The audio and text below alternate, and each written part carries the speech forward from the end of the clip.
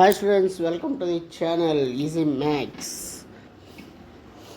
ఎవరైతే మన ఛానల్ని విజిట్ చేశారో అదేవిధంగా ఈ వీడియో చూస్తున్నారో వాళ్ళందరికీ థ్యాంక్ యూ వెరీ మచ్. మనం ఆల్రెడీ ట్రిగ్నోమెట్రీ చాప్టర్ సంబంధించిన ఎక్సైజ్ ప్రాబ్లమ్స్ మనం సాల్వ్ చేసుకుంటున్నాం. ఆల్రెడీ మనం 7 ప్రాబ్లమ్స్ అనేవి సాల్వ్ అయిపోయినాయి. ఇప్పుడు 8th ప్రాబ్లంకి వచ్చామన్నమాట.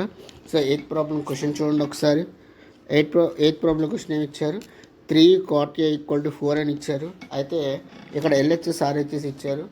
1 - tan square A by 1 + tan square A = cos square A - sin square A. ఈ రెండింటిని అంటే ఇక్కడ 3 cot A = 4 ఇచ్చి ఈ రెండింటిలో సబ్స్టిట్యూట్ చేసి రెండు ఈక్వలా కాదా అని అడుగుతున్నారు.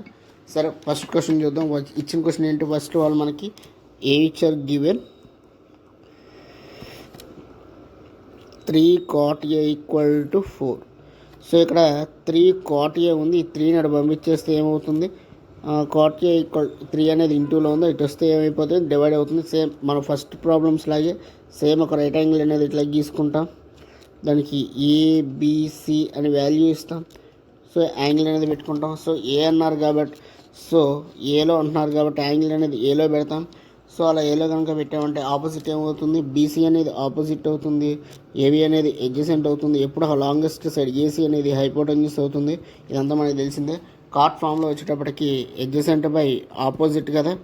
సో యాక్చువల్గా 4/3 ఇచ్చారు. సో ఎడ్జసెంట్లో మనం ఏం పెడతాం? 4 పెడతాం. ఆపోజిట్లోకి వచ్చేటప్పటికి 3 పెడతాం. మనం ఆపోజిట్లోకి వచ్చేటప్పటికి 3 పెడతాం.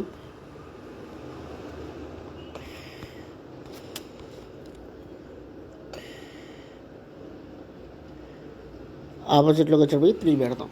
సో మనం ఏం ఫైండ్ అవుట్ చేస్తాం? హైపోటెన్యూస్ వాల్యూ ఫైండ్ అవుట్ చేస్తాం. దీనికి ఆల్రెడీ ఫార్ములా అనేది మనం ఆల్రెడీ ఫస్ట్లో డిస్కస్ చేసుకున్నాం కదా. ఫార్ములా ఏంటి?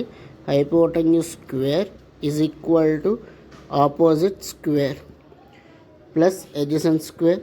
ఒకవేళ మనం ఆల్రెడీ ముందు వీడియోస్లో మనం ఆల్రెడీ ఈ ఫార్ములాస్ గురించి కూడా డిస్కస్ చేసుకున్నాం. ఎవరైతే ఈ వీడియో ఎవరైనా మిస్ అయ్యి ఉంటే ఆ వీడియో ఒకసారి ఓపెన్ చేసి ముందు నుంచి చూడటానికి ట్రై చేయండి. అదేవిధంగా మన ఛానల్ ఇప్పటివరకు ఎవరైనా సబ్స్క్రైబ్ చేసుకోకుండా కూడా సబ్స్క్రైబ్ చేసుకోండి. సో హైపోటెన్యూస్లో ఏముంది? ఇక్కడ ఏసీ అనేది ఉంది. సో AC² ఆపోజిట్లో వచ్చేటప్పటికి ఇక్కడ బీసీ అనేది కదా ఆపోజిట్.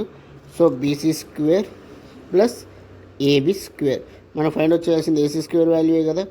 బీసీ వాల్యూ ఎంత ఉంది? ఇక్కడ 3 ఉంది. సో 3² ప్లస్ AB వాల్యూ అనేది ఎంత ఉంది? 4 ఉంది కాబట్టి 4².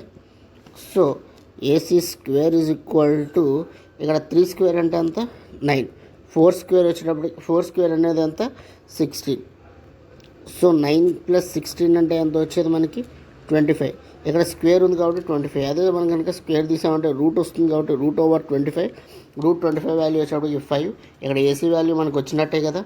సో AC వాల్యూ అనేది ఎంత? ఇక్కడ మనకి ఎంత వచ్చింది? AC వాల్యూ 5 అనేది వచ్చింది. సో వాడు ఇప్పుడు ఏం ప్రూవ్ చేయమంటున్నారు? ఇక్కడ మనకి 2 ఇచ్చారు. LHS RHS ఈ రెండింటిని వాళ్ళు ప్రూవ్ చేయమంటున్నారు. ముందు LHS పార్ట్ ప్రూవ్ చేసి తర్వాత RHS పార్ట్ అనేది మనం ప్రూవ్ చేద్దాం. ముందు LHS పార్ట్ ఏమి ఇచ్చారు చూద్దాం. ఫస్ట్ మనం LHS పార్ట్కి వచ్చేస్తే LHS పార్ట్ వచ్చేటప్పటికి వాళ్ళు ఫస్ట్ మనకి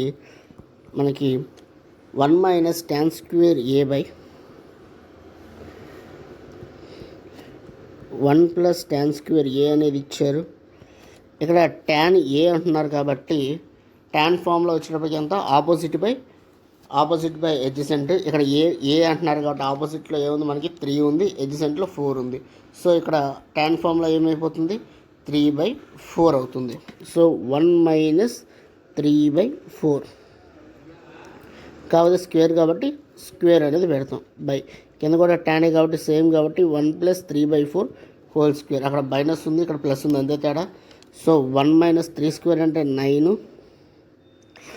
4² అంటే 16 బై 1 + 3² అంటే 9/16. సో ఇక్కడ మనం LCM అని ఇచ్చేస్తాం. ఇక్కడ న్యూమరేటర్లో LCM ఉంది, అదేవిధంగా డినామినేటర్లో LCM ఉంది. ఎలా చేయాలో చెప్తాం, కొంచెం జాగ్రత్తగా వినండి ఇది. సో 1 - 9/16 అన్నారు బై 1 + 9/16 అన్నారు, అంతే కదా. సో ఇక్కడ బై 1 ఉన్నట్టు, ఇక్కడ బై 1 ఉన్నట్టు. సో 116 సార్ ఎంత? 16. 1 టేబుల్లో 16 అంటే ఇక్కడ చూడండి, ఇది ఫస్ట్ పార్ట్. 1 టేబుల్లో 16 అనేది 16 టైమ్స్. సో ఇక్కడ న్యూమరేటర్లో ఎంత ఉంది, 1 ఉంది. సో 16 ఇంటూ 1 అవుతుంది. మైనస్ కాబట్టి మైనస్ పెట్టుకోండి. ఇప్పుడు సెకండ్ పార్ట్లో 16 ఉంది కదా, 16 టేబుల్లో 16 అనేది 1 టైము. సో 1 ఇంటూ న్యూమరేటర్లో 9 ఉంది కాబట్టి 9 పెట్టేస్తున్నాను.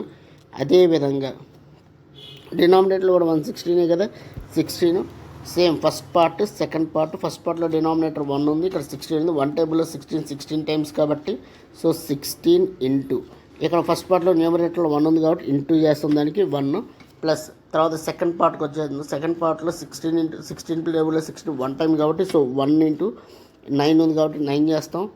సో నెక్స్ట్ ఇక్కడ 16 1 జార్ 16 అవుతుంది. మైనస్ 9 మైనస్ ఉంది కాబట్టి మైనస్ 9/16 బై కింద కూడా 16 కదా, సేమ్ వాల్యూ కాకపోతే ప్లస్ అనేది సైన్ అనేది చేంజ్ అంతే.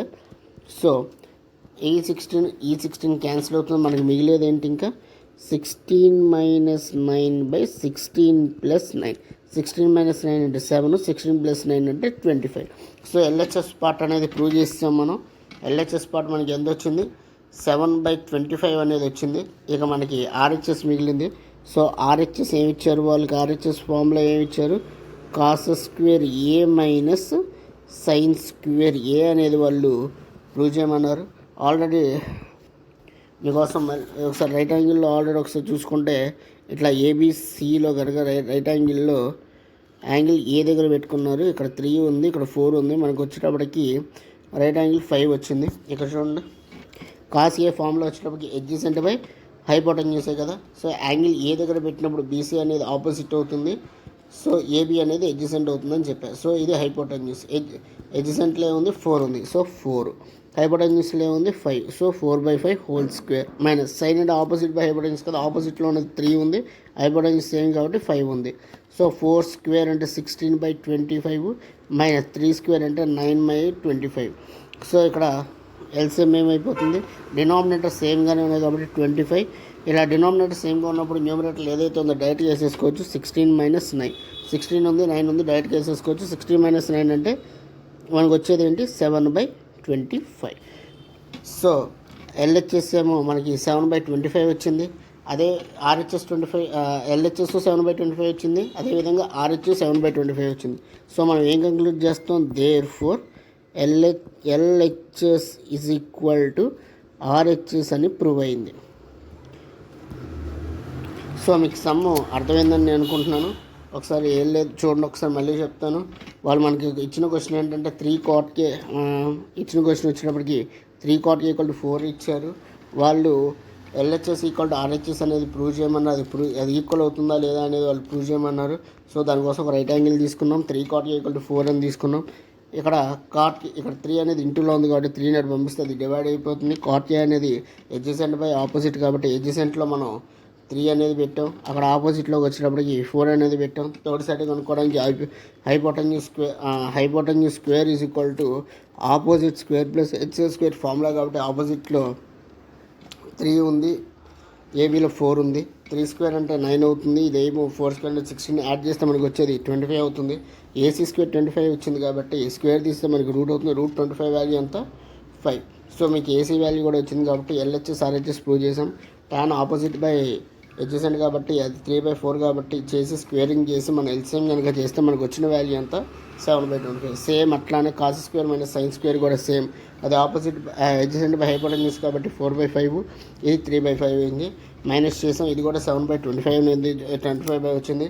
అలాగే ఈ రెండు ఈక్వల్ అని మనం ఆల్రెడీ క్లియర్గా అర్థమవుతుంది. సో మీకు సమ్ అర్థమైంది అనుకుంటున్నాను క్లియర్గానే. సో ఇంకా నెక్స్ట్ సమ్తో మనం మళ్ళీ నెక్స్ట్ వీడియోతో వద్దాం. ఎవరైతే మన ఛానల్ ఈ వీడియో కనుక నచ్చి మీకు సమ్ కనుక బాగా అర్థమైతే మీ ఫ్రెండ్స్కి కూడా షేర్ చేయండి.